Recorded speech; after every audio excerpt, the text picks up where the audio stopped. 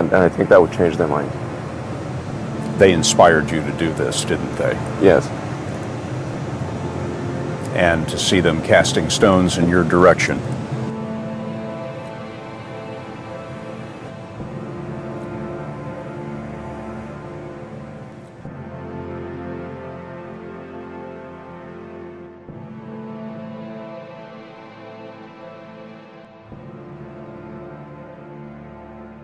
Critics say you can't do this. Your answer to them is, we've done it.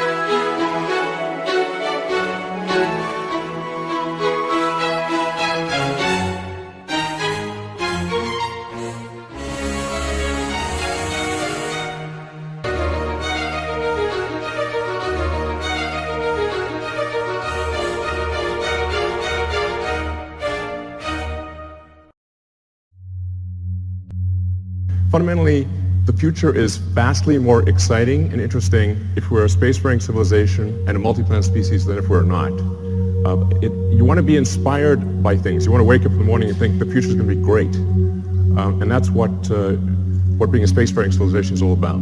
It's about believing in the future and thinking that the future will be better than the past. And I can't think of anything more exciting than going out there and being among the stars. This is the updated design for we're sort of searching for the right name, but the code name at least is BFR.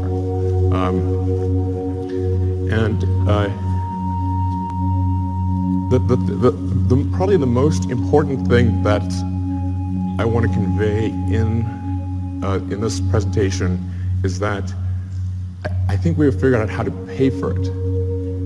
This is very important.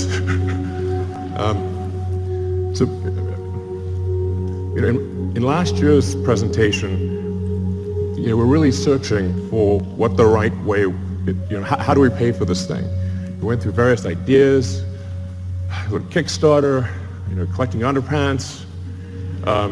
These didn't pan out. But now we think we've got a way to do it, which is to have a smaller vehicle, still pretty big, but one that can serve, one that can do everything that's needed in the greater Earth orbit activity. So essentially, we want to make our current vehicles redundant. We want to have one booster and ship that replaces Falcon 9, Falcon Heavy, and Dragon. So if we can do that, then all the resources that are used for Falcon 9, Heavy, and Dragon can be applied to this system. So that's really fundamental. So let's see, what progress have we made in this direction? So last time you saw the giant tank, that's actually a 12-meter tank. And you can see the relative scale of it. It's 1,000 cubic meters of volume inside. That's actually more pressurized volume than an A380, just to put that into perspective. We developed a new carbon fiber matrix that's much stronger and more capable at cryo than anything before. And it holds 1,200 tons of liquid oxygen. So we tested it. So we successfully tested it up to its design pressure. And then went a little further. So we wanted to see where it would break. And we found out where it would break. It shot about 300 feet into the air and landed in the ocean. We fished it out, but we've now got a pretty good sense of what it takes to create a huge carbon fiber tank that can hold cryogenic liquid. That's actually extremely important for making a light spaceship. The next key element is on the engine side. We have to have an extremely efficient engine.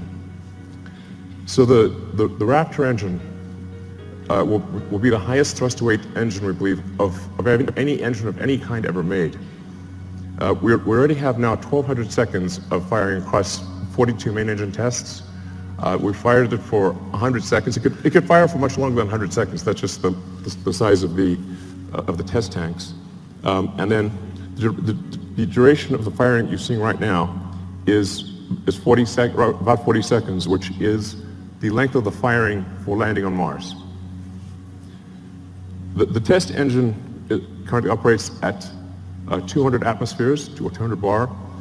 The flight engine will be at 250 bar, and then we believe over time we could probably get that to a little over 300 bar. The next key element is propulsive landing.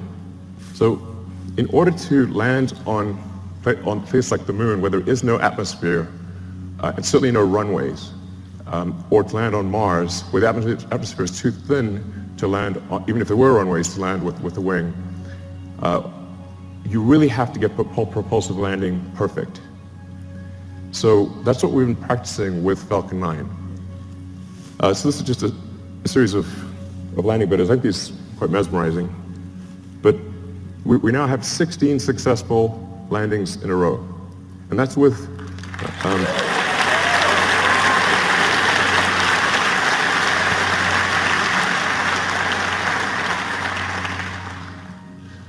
so it's 16 in a row, and that's with really without any redundancy.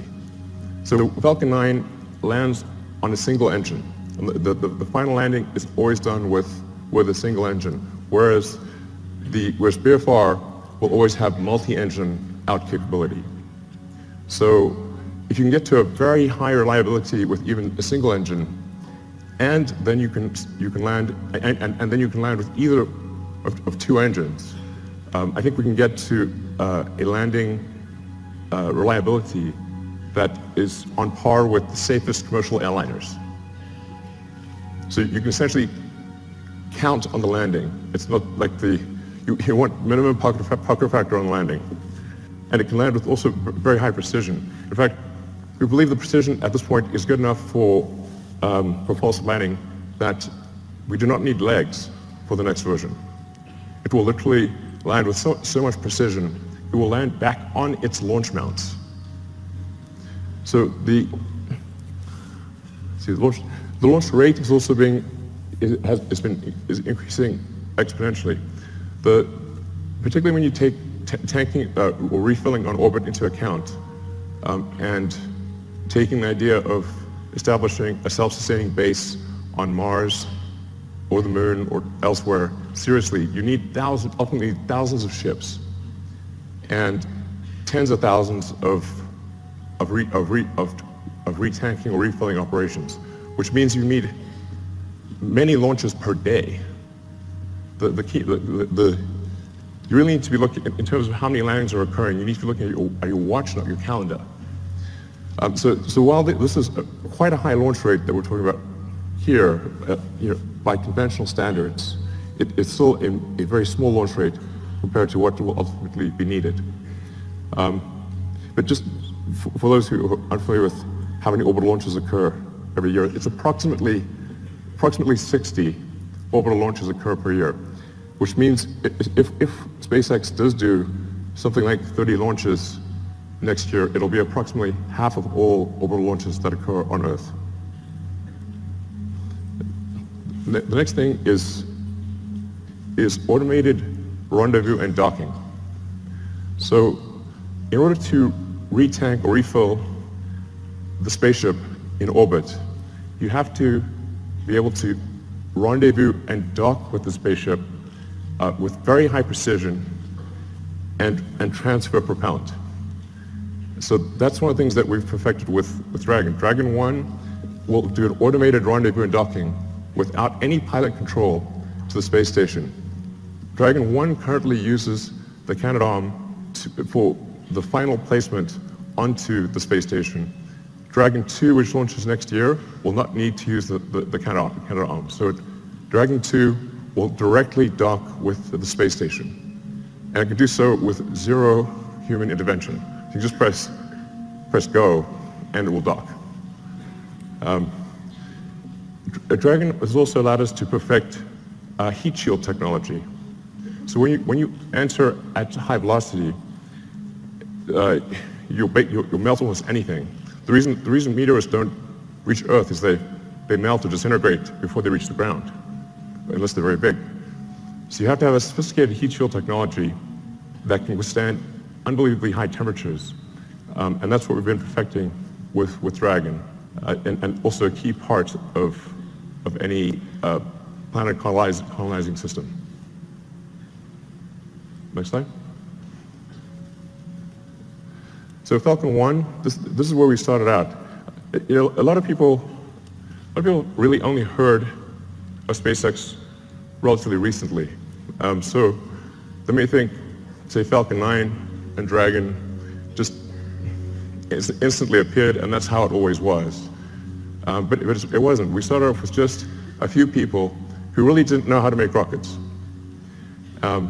And the reason I ended up being the chief engineer or chief designer was not because I wanted to, it's because I couldn't hire anyone. Nobody good would join.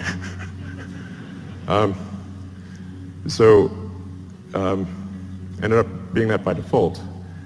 And I messed up the first three launches. The first three launches failed. Unfortunately, the fourth launch, which was that was the last money that we had for Falcon 1, the fourth launch worked, or that would have been it for SpaceX. But fate liked us that day. So the fourth launch worked, and it's interesting. Today is the 9th anniversary of that launch. So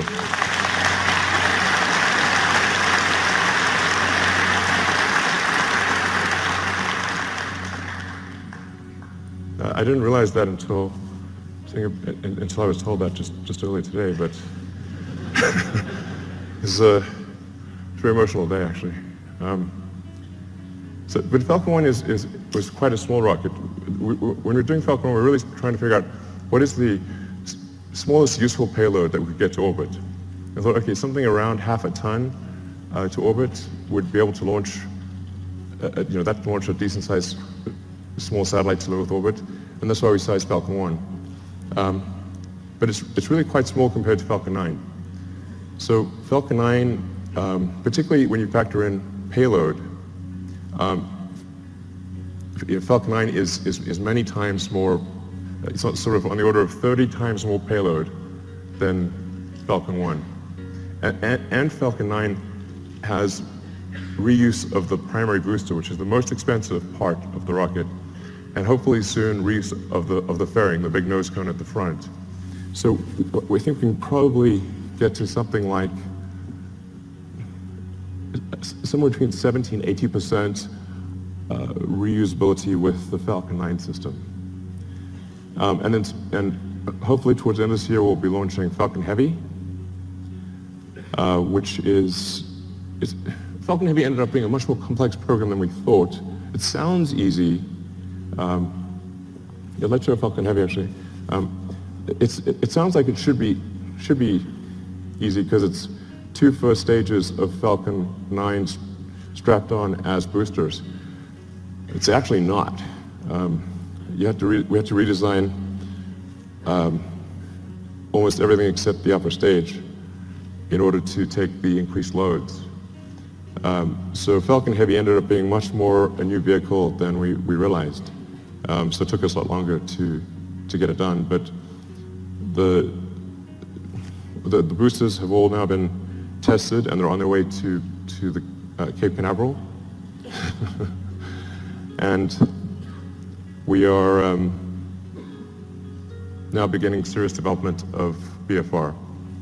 So you can see that the payload difference is quite dramatic. BFR in fully reusable configuration, without any orbital refueling, we expect to have a payload capability of 150 tons to low Earth orbit. So, and that compares to about 30 for Falcon Heavy, which is partially reusable. Where this really makes a tremendous difference is in the cost, which I'll come to in some of the later slides. So let's go to the next slide. And by the way, so with BFR, you can get a sense of scale by looking at the tiny person there. It's really quite a big vehicle. Main body diameter is about 9 meters or 30 feet. And it consists of, the booster is lifted by 31 Raptor engines that produce a thrust of about 5,400 tons, lifting a 4,400 ton vehicle straight up.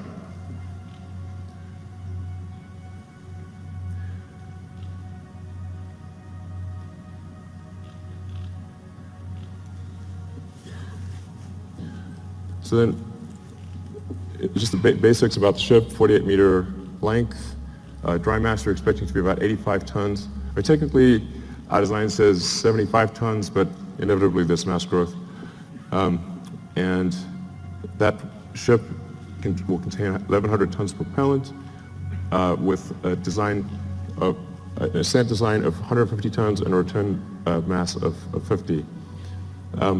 So you can think of this as essentially combining the upper stage of the rocket with Dragon. It's like the Falcon 9 upper stage and Dragon were combined. So as I'll go into each of these items in detail, but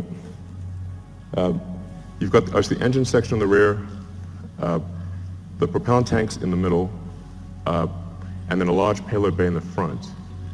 And that payload bay is actually 8 stories tall. In fact, you can fit a whole stack of Falcon 1 rockets in the payload bay. Compared to the design I showed last time, you'll see that there is a small delta wing at the back of the rocket. The reason for that is in order to expand the mission envelope of the BFR spaceship. Depending on whether you're landing or you're entering.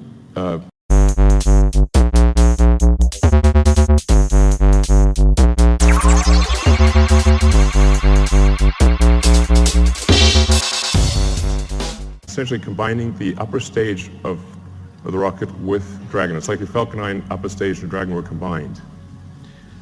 So I'll go into each of these items in detail, but you've got the engine section in the rear, the propellant tanks in the middle, and then a large payload bay in the front. And that payload bay is actually 8 stories tall. In fact, you can fit a whole stack of Falcon 1 rockets in the payload bay. Compared to the design I showed last time, you'll see that there is a small delta wing at the back of the rocket.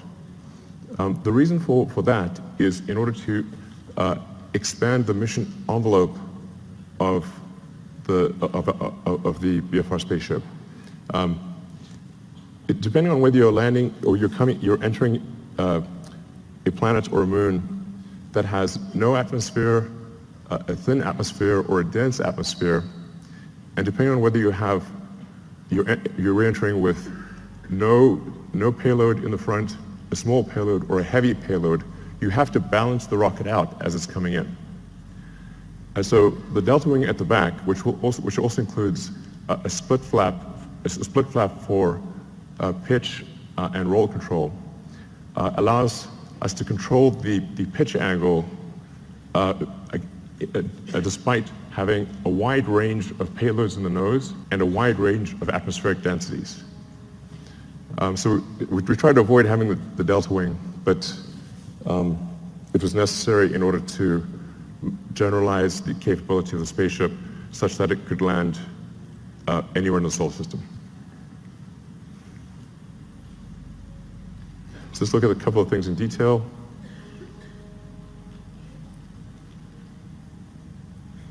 So the cargo area has a pressurized volume of 825 cubic meters. This also is greater than the pressurized area of an A380. So really is capable of carrying a tremendous amount of payload. In a Mars transit configuration, since you'd be taking 3 months in a really good scenario, but maybe as much as 6 months, some number of months, single-digit months, you probably want a cabin, not just a seat. So the Mars transit configuration consists of 40 cabins, and it sort of depends on, you could conceivably have 5 or 6 people per cabin if you really want to cram people in. But I think mostly we would expect to see 2 to 3 people per cabin.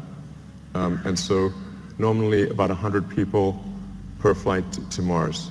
And then there's a central storage area, galley, and a solar storm shelter, entertainment area, and I think probably a good situation for at least BFR version 1. Then going to the main body of the vehicle, the center body area.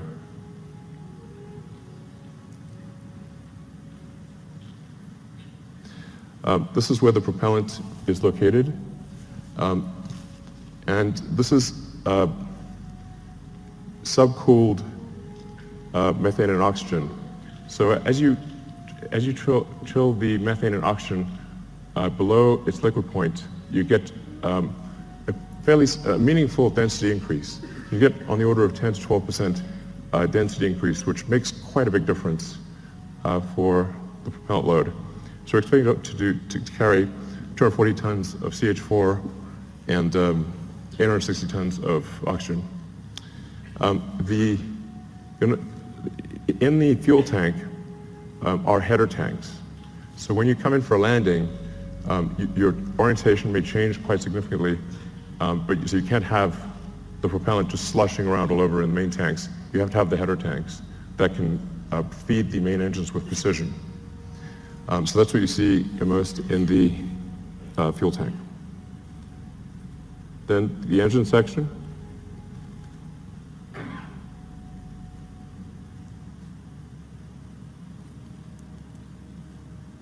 So the ship engine section consists of four vacuum Raptor engines and 2 sea level engines. So all 6 engines are capable of gimbaling. The engines with the high expansion ratio have a relatively smaller gimbal area or gimbal range and a slower gimbal rate. The 2 center engines have a very high gimbal range and can gimbal very quickly. And you can land the ship with either one of the 2 center engines. So when you come in for a landing, it will light both engines, but if one of the center engines fails at any point, it will be able to land successfully with the other engine. And then within each engine, there's a great deal of redundancy. So we want the landing risk to be as close to zero as possible. And there's some basic stats about the engines. The sea level engines are about a 330 ISP at sea level. The alpha stage engine is 375. Now, this is version 1. So I think over time, there's potential to increase that specific impulse by 5 to 10 seconds. And as I was mentioning, also increase the chamber pressure by 50 bar or so. And then for refilling, we just saw the two ships would actually mate at the rear section. They would use the same mating interface that they used to connect to the booster on liftoff. So we'd reuse that mating interface and reuse the propellant fill lines that are used when the booster is, when the ship is on the booster. And then to transfer propellant, it becomes very simple. Use control thrusters to accelerate in the direction that you want to empty. So, if you accelerate in this direction, propellant goes that way, and you transfer the propellant very easily into from the tanker to the ship. So going to rocket capability. This gives you sort of a rough sense of rocket capability, starting off at the low end with the Falcon 1 at a half ton, and then going up to BFR at 150. So I think it's important to note that the BFR has more capability than Saturn V, even with full reusability. But here's the really important fundamental point. Let's look at the launch cost.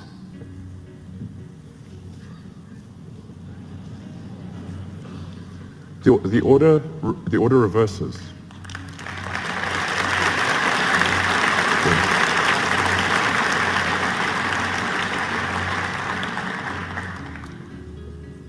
Now, at first glance, this may seem ridiculous, but it's not. The same is true of aircraft.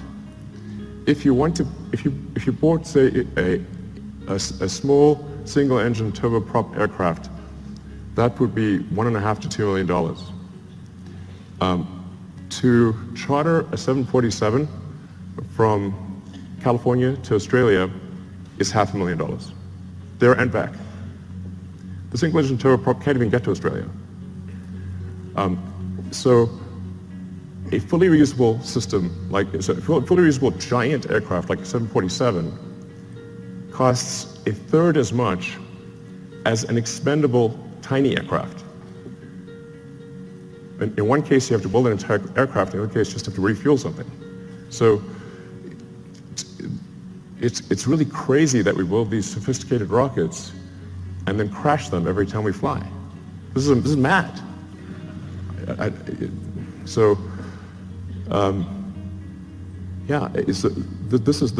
can't emphasize how profound this is and how important reusability is. And often I'll be told, but you could get more payload if you made it expendable. I say, yes, you could also get more payload from an aircraft if you got rid of the landing gear and the flaps and just parachute it out when you got to your destination. But that would be crazy, and you would sell 0 aircraft. So reusability is absolutely fundamental. Now I want to talk about the value of orbital refilling. This is also extremely important. So if you just fly VFR to orbit and don't do any refilling, it's pretty good. You'll get 150 tons to low Earth orbit and have no fuel to go anywhere else. However, if you send up tankers and refill in orbit, you can refill the tanks all the way to the top and get 150 tons all the way to Mars. And if the tanker has high reuse capability, then you're just paying for the cost of propellant. And the cost of oxygen is extremely low, and the cost of methane is extremely low. So if that's all you're dealing with, the cost of refilling your spaceship on orbit is tiny, and you can get 150 tons all the way to Mars. So automated rendezvous and docking and refilling, absolutely fundamental. So then getting back to the question of how do we pay for this system, this was really, I said, quite a profound, I wouldn't call it a breakthrough, but realization that if we can build a system that cannibalizes our own products, makes our own products redundant, then all of the resources, which are quite enormous, that are used for Falcon 9 Heavy and Dragon, can be applied to one system. Some of our customers are conservative, and they want to see BFR fly several times before they're comfortable launching it. So what we plan to do is to build ahead and have a stock of Falcon 9 and Dragon vehicles, so that customers can be comfortable. If they want to use the old rocket, the old spacecraft, they can do that, because we'll have a bunch in stock. But all of our resources will then turn towards building BFR. And we believe that we can do this with the revenue that we receive for launching satellites and for servicing the space station.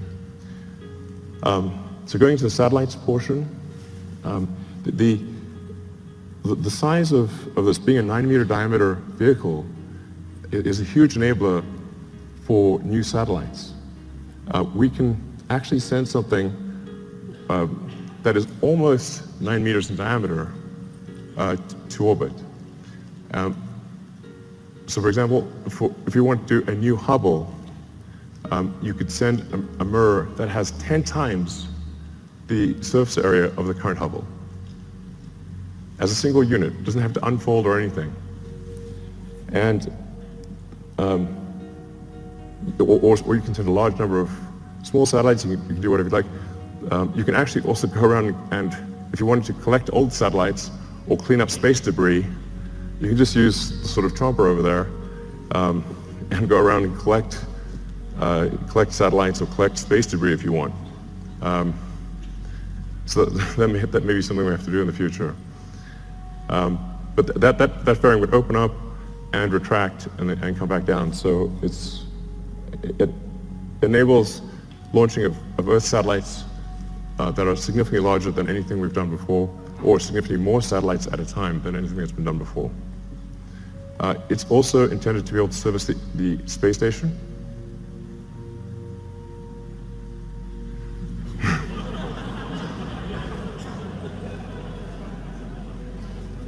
I know it looks a little big relative to the space station, but the shuttle also looked big, so it'll work. Looks a little outsized, but it'll work. So it'll be capable of doing what Dragon does today in terms of transporting cargo, and what Dragon 2 will do in terms of transporting crew and cargo. So do the space station servicing. It can also go obviously much further than that, like for example the moon. Based on the calculations we've done, we can actually do lunar surface missions with no propellant production on the surface of the moon. So if we do a high elliptic parking orbit for the ship and retank in a high elliptic orbit, we can go all the way to the moon and back with no local propellant production on the moon. So I think that would enable the creation of moon base alpha or some sort of lunar base.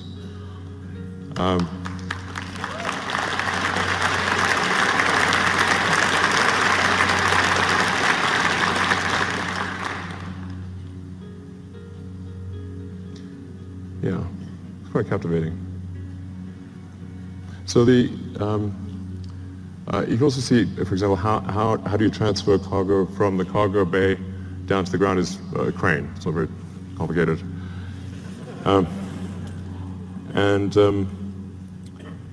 Yeah, but so this will enable the creation of a lunar base. And it's 2017. I mean, we should have a lunar base by now. What the hell's going on?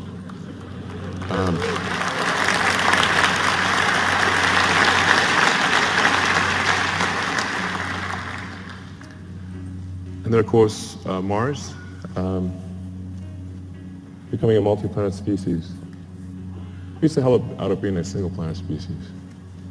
So, yeah, so we'd start off by sending a mission to Mars, where it would be obviously just landing on rocky ground or dusty ground. And it's the same approach that I mentioned before, which is you send the spaceship up to orbit, you retank it or refill it until it has full tanks, and it travels to Mars, lands on Mars. For Mars, you will need local propellant production, but Mars has a CO2 atmosphere and plenty of water ice. That gives you CO2 and H2O, so you can make therefore CH4 and O2 using the Sabatier process, or some, probably Sabatier process. And I should mention that long term, this can also be done on Earth. So sometimes I get some sort of criticism for why are you using combustion in rockets and you have electric cars? Like, well, there isn't some way to make an electric rocket. I wish there was. But in the long term, you can use solar power to extract CO2 from the atmosphere, combine it with water, and produce fuel and oxygen for the rocket. So the same thing that we would do on Mars, we could do on Earth in the long term.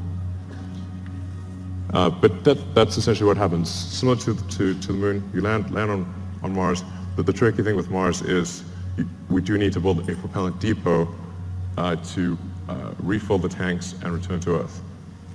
But because Mars has lower gravity than Earth, you do not need a booster. So you can go all the way from the surface of Mars to the surface of Earth just using the ship. Albeit you need to go to a max payload number of about 20 to 50 tons for the return journey to work. But it's a single stage all the way back to Earth. And I'll show you so this is the true physics simulation.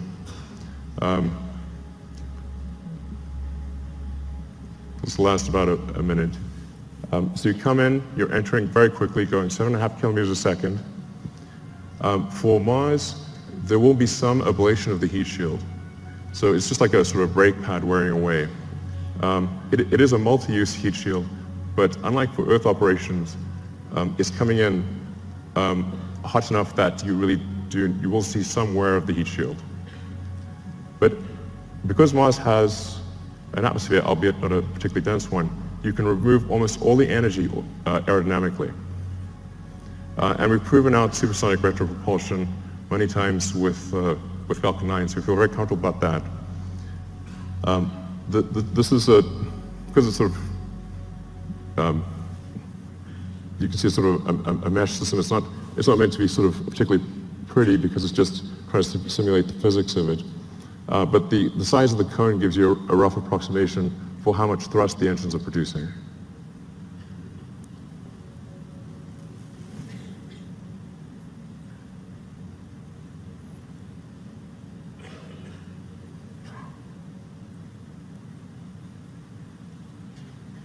That's not a typo. Although it is aspirational. So we've already started building the system. The tooling for the main tanks has been ordered. The facility is being built.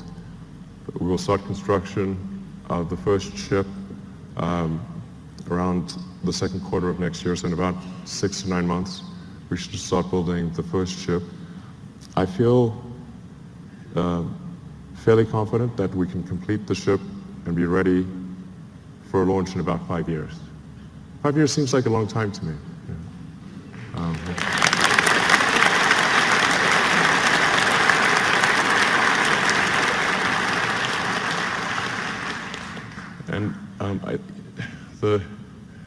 The area under the curve of resources over that period of time should enable this time frame to be met.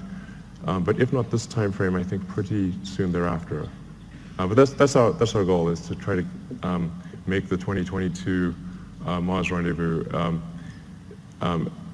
The Earth-Mars synchronization happens roughly every 2 years. So every 2 years there's an opportunity for to fly to Mars. So then in 2024, we want to try to fly 4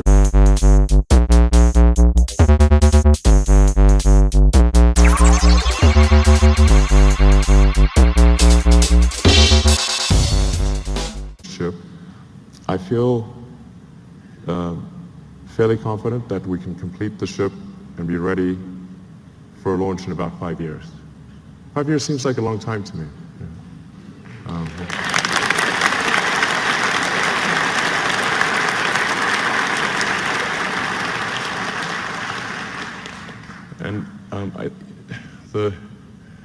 The area under the curve of resources over that period of time should enable this time frame to be met. But if not this time frame, I think pretty soon thereafter. But that's our goal, is to try to make the 2022 Mars rendezvous. The Earth-Mars synchronization happens roughly every 2 years. So every 2 years there's an opportunity for to fly to Mars. So then in 2024, we want to try to fly 4 ships. 2 of which would be crewed, and 2 of which, two cargo and two crew. The goal of these initial missions is to find the best source of water. That's for the first mission. And then the second mission, the goal is to build the propellant plant. So we should, particularly with 6 ships, there have plenty of landed mass to construct the propellant depot, which will consist of a large array of solar panels, very large array, and then everything necessary to mine and refine water, and then draw the CO2 out of the atmosphere, and then create and store deep cryo CH4 and O2. Then build up the base, starting obviously with one ship, then multiple ships, then start building out the city, then making the city bigger, even bigger.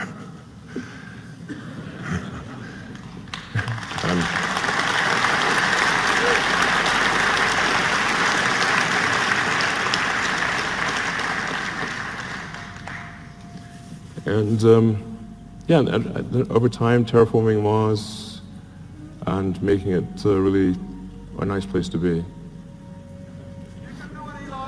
Thanks. Give me a...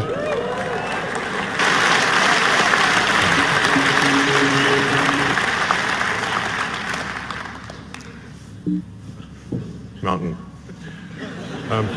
So